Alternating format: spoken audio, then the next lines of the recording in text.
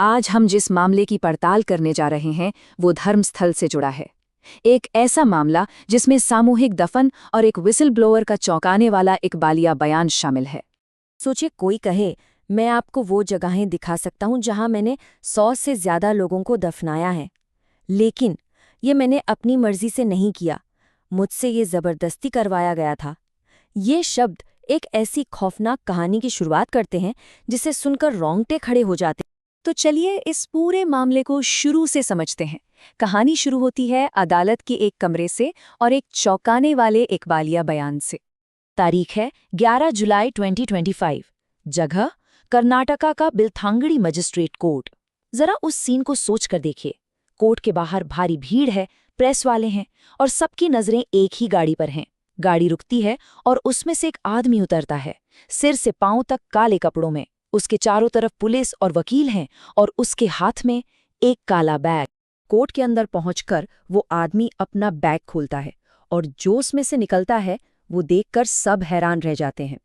एक एक करके वो मजिस्ट्रेट के सामने इंसानी हड्डियां और एक खोपड़ी रख देता है।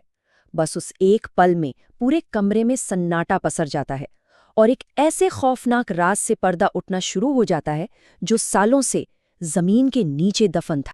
तो सवाल ये उठता है कि 2025 में हुआ ये खुलासा, आखिर इसकी जड़ें कहाँ हैं?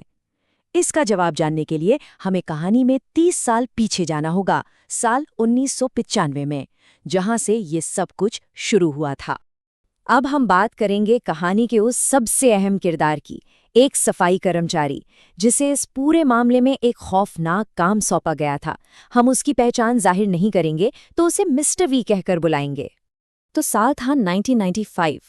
मिस्टर वी सिर्फ 18 साल के थे जब उन्हें धर्मस्थल के मंजुनाथ मंदिर में सफाई कर्मचारी की नौकरी मिली। काम क्या था? मंदिर के पास बहने वाली नेत्रवती नदी के किनारे की सफाई, और तनख्वाह सिर्फ 25 रुपये महीना। शुरू में जब उन्हें नदी किनारे लाशें मिलती थीं तो उन्हें लगा कि ये शायद डूबने से हुई मौतें होंगी, जो उस इलाके में कोई नई बात नहीं थी। लेकिन फिर 1995 से 1998 के बीच लाशों का मिलना आम हो गया और मिस्टर वी का शक भी गहराने लगा। क्यों? क्योंकि इन लाशों पर चोट के निशान थे, कईयों के कपड़े गायब थे, खासकर उनके अंडरवेयर। उन्हें अब ये एहसास होने लगा था कि ये सब सिर्फ हादसे नहीं हो सकते, इसके पीछे कुछ और ही चल रहा है। और उनका ये शक यकीन में तब बदला जब एक दिन उनके सुपरवाइजर ने उन्हें सीधे सीधे एक लाश को ठिकाने लगाने का हुक्म दिया। मिस्टर वी ने पहले तो हिम्मत दिखाई, मना किया, पुलिस को बताने की धमकी भी दी, लेकिन इसकी उन्हें बहुत भारी कीमत चुकानी पड़ी। उन्हें बुरी तरह पीटा गया और उनके पूरे परिवार को जान से मारने की धमकी मिली। अब सोचिए, डर और बेबसी के उस आलम में उन्होंने क्या किया होगा? उन्हें वो लाश दफनानी पड़ी, और ये उन अनगिनत खौफनाक कामों की बस एक शुरुआत। इसके बाद तो जैसे दहशत का एक सिलसिला ही शुरू हो गया। 1998 के बाद आलम ये था कि शायद ही कोई हफ्ता ऐसा जाता हो जब मिस्टर वी को कोई लाश ठिकाने ना लगानी पड़ी हो, और ये सब बहुत असरदार और ताकतवर लोगों के इशारों पर हो रहा था। धीरे धीरे मिस्टर वी को इन लाशों में एक डरावना पैटर्न नजर आने लगा। पहला, ज्यादातर शिकार छोटी बच्चियां या औरतें होती थीं। दूसरा, कईयों के गले पर गला घोटने के निशान साफ दिखते थे। तीसरा, लगभग हर लाश पर यौन उत्पीड़न के सबूत मिलते थे। और चौथा, इन लाशों को हमेशा नदी के पास ही दफनाया जाता था ताकि गीली मिट्टी में ये जल्दी गल जाएं और कोई सबूत बाकी न रहे। कुछ मामले तो ऐसे थे जो आज भी मिस्टर वी को अंदर तक झकझोर देते हैं। उन्हें याद है, एक 20 साल की लड़की की लाश थी जिसका चेहरा इतनी बुरी तरह जला दिया गया था कि पहचानना मुश्किल था। उसके शरीर को अखबार में लपेटा गया था और मिस्टर वी को हुक्म मिला था कि उसे डीजल डालकर जला दें। एक और ऐसा ही दिल दहला देने वाला वाकया साल 2010 का है। इस बार एक 12 साल की बच्ची की लाश थी। वो अपने स्कूल यूनिफॉर्म में थी, उसके साथ भी वही दरिंदगी हुई थी, और मिस्टर वी को आदेश मिला कि उसे उसके स्कूल बैग के साथ ही पास के जंगल में दफना दो।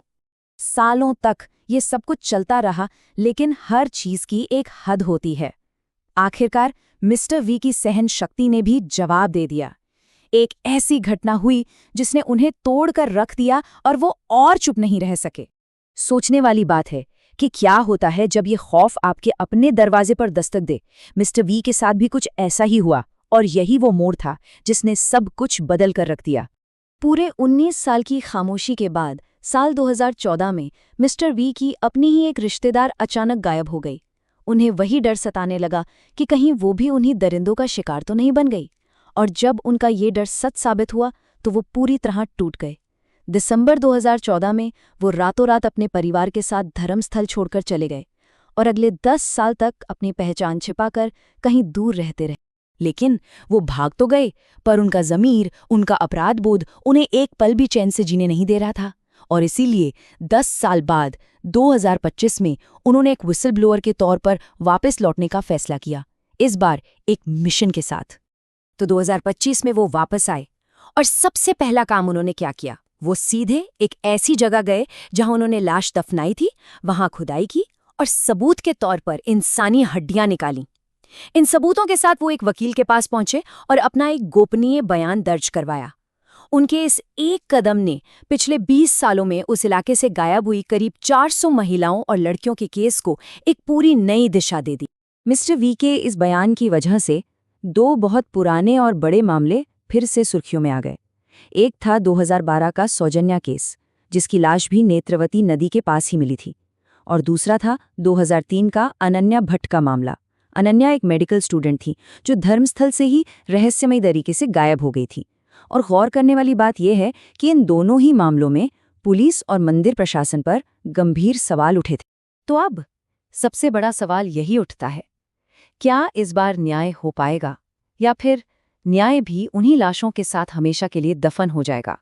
मिस्टर वी ने तो पुलिस से यहाँ तक कहा कि वो उन सारी जगहों को दिखाने के लिए तैयार हैं जहां लाशें दफनाई गई हैं।